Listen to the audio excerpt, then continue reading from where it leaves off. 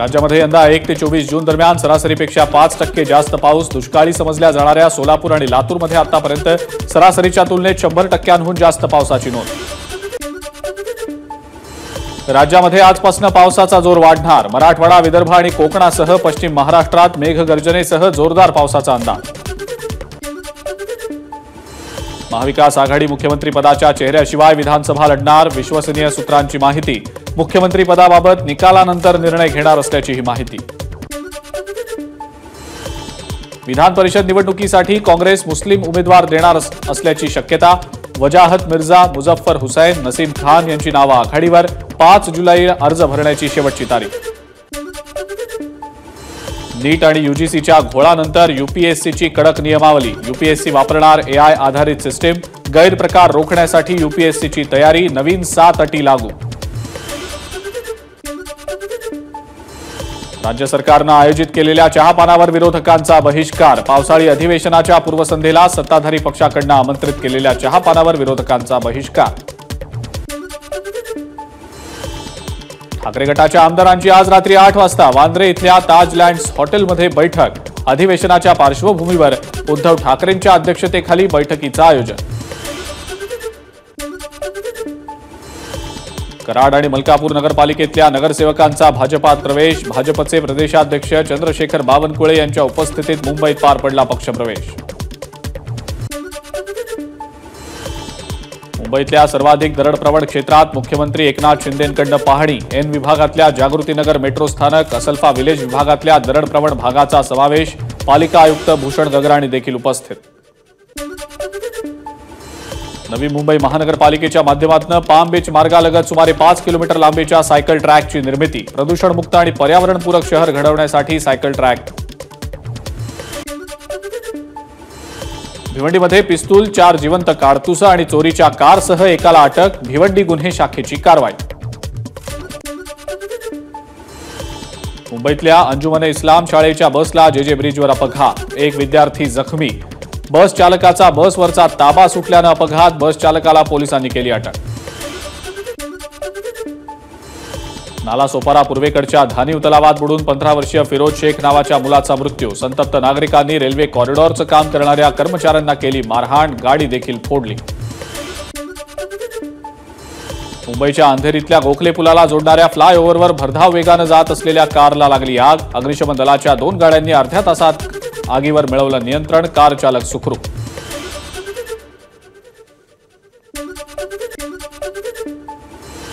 आणि यानंतर आपण पाहणार आहोत पश्चिम महाराष्ट्रातल्या बातम्या पश्चिम महाराष्ट्र सुपरफास्टमध्ये.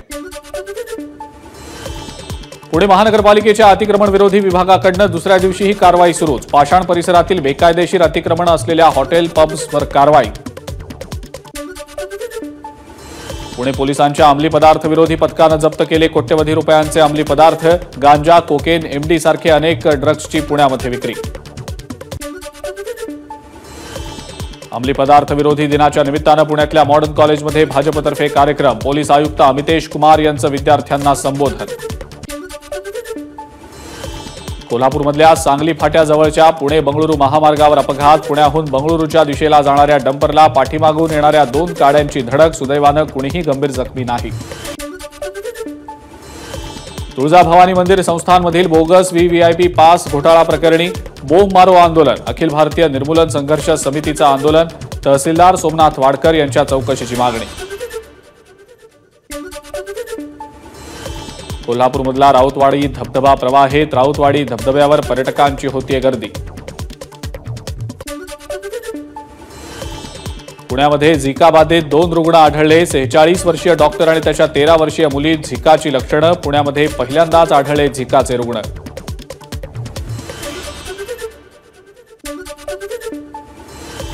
यानंतर उत्तर महाराष्ट्रातल्या महत्त्वाच्या घडामोडी पाहूया उत्तर महाराष्ट्र सुपरफास्टमध्ये. नाशिकच्या बीडी भालेकर मतदान केंद्राबाहेर गोंधळ. मतदारांना पैशांचं पाकिट वाटप करणाऱ्याला ठाकरे गटाच्या कार्यकर्त्यांनी पकडलं. महायुतीचे उमेदवार किशोर दराडेंचा माणूस असल्याचा ठाकरे गटाचा आरोप. नाशिकच्या बीडी भालेकर मतदान केंद्राबाहेरील प्रकरण. 54 पाकिटांमध्ये आढळले 69,500 रुपये. नाशकात स्कूल बसच्या धडकेत तरुणाचा मृत्यू. त्रिमूर्ती चौकातली घटना.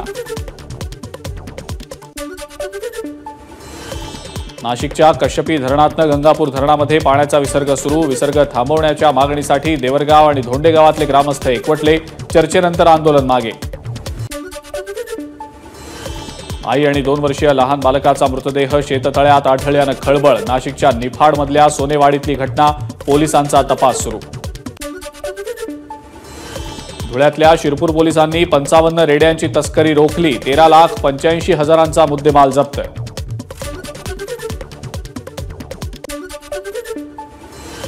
विदर्भातल्या महत्त्वाच्या घडामोडींचा आढावा घेऊया विदर्भ सुपरफास्टमध्ये.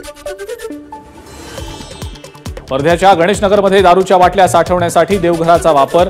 24,000ची दारू जप्त. आशिष जयस्वाल नावाच्या व्यक्तीला अटक. अकोल्यातल्या राज्य उत्पादन शुल्क विभागाच्या कार्यालयात बार मालकांचं ठिय्या आंदोलन. शहरातल्या बारवर काही कारण नसताना कारवाई सुरू केल्याचा बार मालकांचा आरोप. वाशिमच्या मंगरुळपीर शहरात बोगस डॉक्टरवर आरोग्य विभागाची कारवाई. कोणतीही पदवी नसताना रुग्णांवर उपचार करत असल्याची माहिती.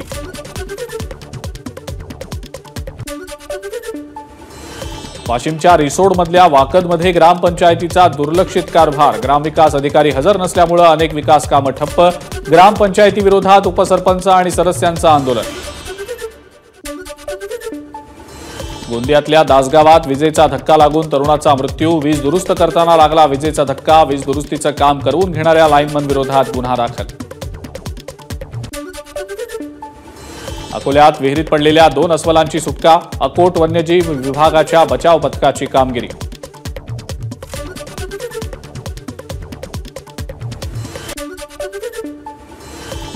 आणि यानंतर मराठवाड्यातल्या महत्त्वाच्या बातम्यांचा आढावा आपण घेऊया मराठवाडा सुपरफास्टमध्ये.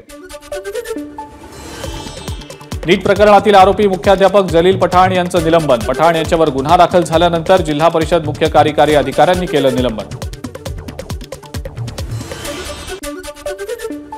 लोकसभा निवडणुकीमध्ये वादग्रस्त ठरलेल्या बीडच्या जिल्हाधिकारी दीपा मुधोळ मुंडे यांची अखेर बदली. बीडच्या जिल्हाधिकारीपदी अविनाश पाठक यांची नियुक्ती. छत्रपती संभाजीनगरच्या सुभेदार रामजी आंबेडकर हायस्कूलमध्ये सीआयडीचे अधीक्षक सचिन पाटील यांनी विद्यार्थ्यांशी साधला संवाद. शाहू महाराज जयंती आणि अँटी ड्रग डेच्या निमित्तानं सचिन पाटलांचा विद्यार्थ्यांना मोलाचा सल्ला. काल रात्री जायकवाडी धरणावर 8 ते 10 ड्रोन्सद्वारे अज्ञातांनी टेहळणी केल्याचा प्रकार. यामुळे धरणाच्या सुरक्षा व्यवस्थेवर प्रश्नचिन्ह. एबीपी माझा, उघडा डोळे बघा नीट.